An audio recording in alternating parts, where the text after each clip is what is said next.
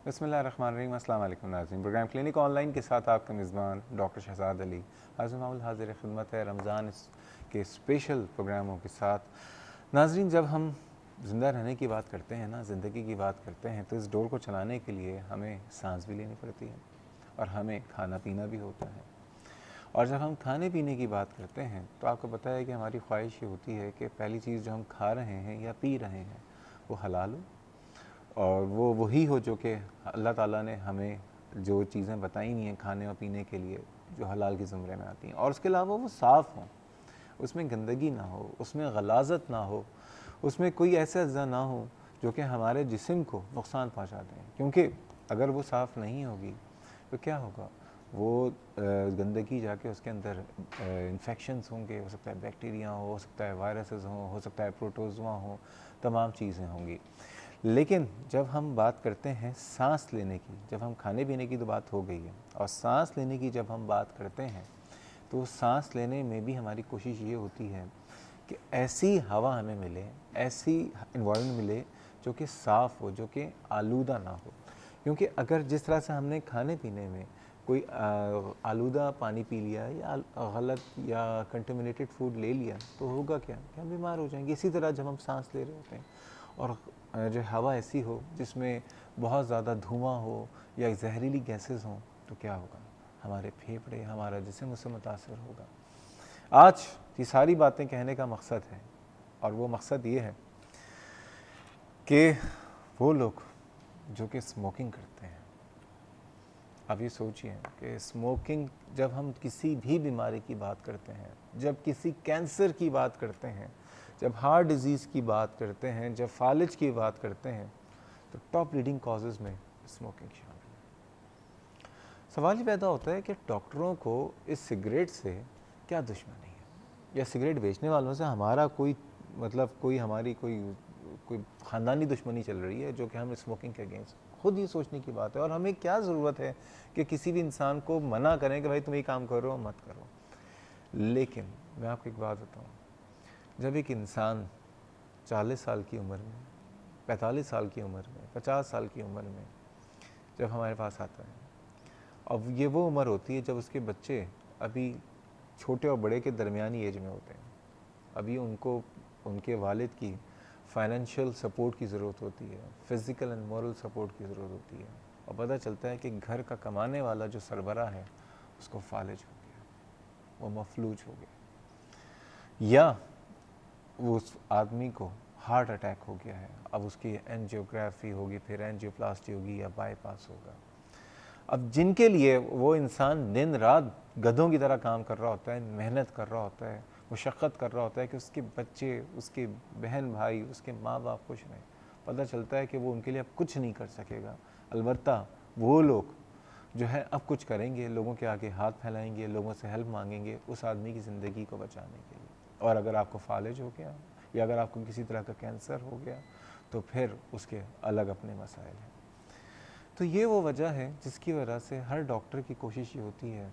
और मुझे बहुत सारे लोग पूछते हैं कि क्या आप सिगरेट, जो लोग सिगरेट नोशी करते हैं, क्या आप हमारे पीछे पड़े रहते हैं? नहीं शौक़, मुझे नहीं शौक़, किसी डॉक्टर को नहीं शौक़। लेकिन मैं आपको एक बात बता देता हूँ कि सिर्फ हमारी कोशिश ये होती है कि आप तक शायद 100 लोग देख रहे होंगे तो एक आदमी को आवाज़ हमारी ढंग से पहुँच जाए। तो हम तो सिर्फ आवाज़ दे रहे हैं, काश किसी तक हमारी आवाज़ पहुँच जाए। आज हम बात करेंगे, अब स्मोकिंग छोड़ना जो है ना, जब हम बात करते हैं पूरे साल लोग कहते हैं कैसे छोड़ें। ये जो महीना है ना रमज़ान का, ये अल्लाह ने एक तोहफ़ा दिया है हर एक के लिए। नेमतें की बात करते हैं, रहमतों की बात करते हैं, तो इतनी बड़ी रहमत है, आप स्मोकिंग छोड़ सकते हैं, और कैसे छोड़ सकते हैं इस पर बात करेंगे। और इसके अलावा मुझे बहुत सारी ईमेल्स मौसूल हुई हैं जो कि दमे के हवाले से हैं, एज़मा के हवाले से हैं, या COPD के मरीज़ों के हवाले से हैं कि वो रोज़ा रख सकते हैं या रोज़े में इन्हेलर का इस्तेमाल या इन्हेलर का इस्तेमाल रमज़ानों में कैसे कर सकते हैं। इस पर भी बात करने की कोशिश करूँगा।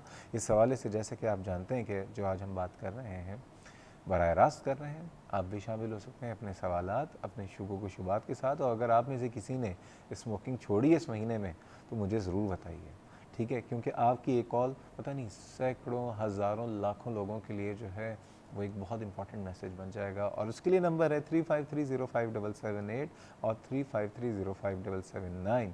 कराची से बाहर के व्यूअर्स नंबर डायल करने से पहले डायल करें 021। आइए आज के मेहमान से तारुफ कराते हैं। काम है बड़ा आसान, स्मोकिंग छोड़ना कोई मुश्किल काम नहीं है, लेकिन उसके लिए हमने शख्सियत जो बुलाई है ना, वो बहुत ही आला पाए की है, बहुत काबिल एहतराम ना, बहुत एक्सपर्ट हैं अपनी फील्ड के, associate professor of chest medicine, consultant pulmonologist doctor Javed Hussain साहब। आगा खान यूनिवर्सिटी एंड हॉस्पिटल से इनका ताल्लुक़ है। अक्सर व बेशतर हमारे प्रोग्राम में आपने इनको देखा है। अस्सलाम वालेकुम डॉक्टर साहब। अस्सलाम वालेकुम डॉक्टर कैसे साहब। हैं आप? बिल्कुल खैरियत पहले तो से। मैं आपको, क्योंकि इस दफ़ा रमज़ान में पहली दफ़ा मुलाकात हो रही, तो रमज़ान मुबारक हो आपको। आपको भी मुबारक हो। डॉक्टर साहब ये बताइए, सॉरी मेरी तमहीद थोड़ी ज़रा लंबी हो गई, ये बताइए जब भी हम सिगरेट नोशी की बात करते हैं कि टॉप लीडिंग कॉज है बीमारियों का, ठीक है, और उसके बाद जब हम छोड़ने की बात करते हैं तो जितने लोग सुट्टेबाज होते हैं ना, उन लोगों को बड़ा बुरा लगता है कि क्या हमारे पीछे पड़ गए हैं ना। बिल्कुल, एब्सोल्युटली। तो अक्सर तो टीवी चैनल स्विच कर देते हैं। हम क्यों पीछे पड़े हैं? देखिए जी, अब तो दुनिया भर में इतनी रिसर्च पिछले 20-30 सालों में आ गई है कि सिगरेट नोशी डायरेक्टली इतनी ज़्यादा हेल्थ रिलेटेड कंडीशन से डायरेक्टली लिंक्ड है कि अब तो कोई डिस्कशन या डिबेट की बात ही नहीं है। प्रूवन कॉजेज़ जैसे आपने बड़े अच्छे तरीके से मेंशन किए कि हार्ट अटैक, फालिज का अटैक, लंग कैंसर, अस्थमा ख़राब होना, एम्फाइजीमा और COPD होना, और बहुत से मुख्तलिफ़ किस्म के जिस्म के कैंसर का डायरेक्ट लिंक सिगरेट नोशी से है। तो यही वजह है, और सिगरेट नोशी को दुनिया में सबसे ज़्यादा प्रिवेंटेबल कॉज ऑफ डेथ कहा जाता है। सिगरेट नोशी से डायरेक्टली अगर हम एस्टिमेट लगाएं तो सालाना तकरीबन 5 से 7 लाख अमवात दुनिया भर में होती हैं, और अगर ये रेट हमारा सिगरेट नोशी का ऐसे ही चलता रहा तो एस्टिमेट ये है कि अगले 10 सालों में तकरीबन ये डबल हो जाएगी। और लोगों ने तो ये एस्टिमेट लगाया है कि 21वीं सदी में तकरीबन 1 बिलियन अफराद की अमवात डायरेक्टली सिगरेट नोशी की वजह से होगी। तो इतना ह्यूज इम्पैक्ट तंबाकू नोशी का है कि इंसान सोच भी नहीं सकता। बिल्कुल आप सही कह रहे हैं। मैं एक बात अभी बताता हूँ यहाँ पे कि मेरे एक दोस्त जो कि डॉक्टर हैं और अभी मतलब 40 पे भी नहीं पहुँचे वो, और अभी इस साल के शुरू में उनको फालिज का अटैक हो गया। और वजह क्या? स्मोकिंग। और मेरे ख्याल में पिछले साल मैंने उनसे यही कहा था कि मतलब आप तो खुद डॉक्टर हैं और फालिज का आपको भी पता है, कार्डिक जो हार्ट अटैक्स हैं उसका भी आपको पता है, कहेंगे कोई बात नहीं छोड़ दूंगा। लेकिन वो वक्त जो छोड़ने, अब वो रोते हैं इस बात पे कि काश मैं उसका इंतज़ार नहीं करता, मैं छोड़ देता। बिल्कुल ठीक है ना। ये स्मोकिंग जो है कुछ ना कुछ आपसे लेके ही जाती है। डॉक्टर साहब ये बताइए कि अब यहाँ पे एक सवाल पैदा होता है, बहुत सारे ऐसे व्यूअर्स हैं जो कि अब इस प्रोग्राम को पहली दफ़ा शायद देख रहे होंगे, स्मोकिंग के मुतालिक उनको पता नहीं होगा, वो स्मोकिंग कर रहे हैं। स्मोक, अगर हम सिगरेट की बात करें तो उसके स्मोक के अंदर क्या कंपोनेंट हैं, क्या क्या होता है इस धुएं के अंदर जो कि हमारे जिस्म को नुकसान पहुंचा रहा होता है? देखिए जी, मेन वजह जो लोग सिगरेट पीते हैं और सिगरेट की जो नशावर या एडिक्टिव क्वालिटी है वो निकोटीन की वजह से होती है। निकोटीन डायरेक्टली आपके ब्रेन में रिसेप्टर्स होते हैं जो इंसान को एक तो स्टिमुलेट करते हैं और साथ ही प्लेजर सीकिंग होते हैं। सो उससे ये उसके इफ़ेक्ट्स हैं जिसकी वजह से इंसान को एडिक्शन होती है। मगर उसके साथ तकरीबन 100 से ज़ायद ऐसे केमिकल्स हैं जो प्रूवन कार्सिनोजेंस, कार्सिनोजेंस से मुराद ये है कि वो केमिकल्स जिनको प्रूव कर दिया हुआ है कि इनसे डायरेक्टली कैंसर होता है, उसमें शामिल हैं। 100 कार्सिनोजेन एक सिगरेट के अंदर, एक निकोटीन के साथ एक का शब्द जब लेते हैं तो 100 केमिकल्स आपके ऐसे जाते हैं जिनसे कैंसर हो सकता है। अब ये बताइए, ये जो कश लेने वाले लोग हैं खुद तो कश पे कश ले रहे हैं, बिल्कुल, और उस कशफ पे पहुंच रहे हैं जो कि कैंसर और हार्ट अटैक की तरफ जा रहे हैं, बिल्कुल, ठीक है। लेकिन अब साथ में उस धुएं से जितने इर्द गिर्द में लोग हैं, चाहे वो आपके फैमिली मेम्बर हैं, चाहे वो आपके वर्क प्लेस आपके कलीग्स हैं, चाहे आप किसी होटल में बैठे हुए हैं, तो आप वो लोग जिनको आप नहीं जानते, वो सब भी तो उन कार्सिनोजेन और तमाम चीज़ों से मुतासिर हो रहे होंगे। बिल्कुल सही कहा डॉक्टर साहब आपने कि ये भी प्रूवन फैक्ट है कि carcinogen, second hand smoke, passive smoking जिसको कहा जाता है, उसकी वजह से इर्द गिर्द जो लोग हैं उन पे भी बुरे असरात पड़ रहे होते हैं। और ये भी काफ़ी प्रूवन है कि जो स्मोकर्स घर में हैं उनके फैमिली मेम्बर्स जो हैं उनमें सांस की बीमारियां होने के चांसेस बहुत ज़्यादा हैं। बच्चों में खांसी होने का, उनको दमा होने का चांसेस बहुत ज़्यादा बढ़ जाते हैं। और सब एक और बात बताइए कि शीशे की भी बात यहाँ पे करते हैं, अगर ना करें तो बहुत नाजायज़ होगा। हाँ जी। शीशे को अमूमन सेफ समझा जाता है। अगर आप शीशा पीने वाले लोगों की उम्रें देखें तो बहुत टीन एज ग्रुप है। बिल्कुल।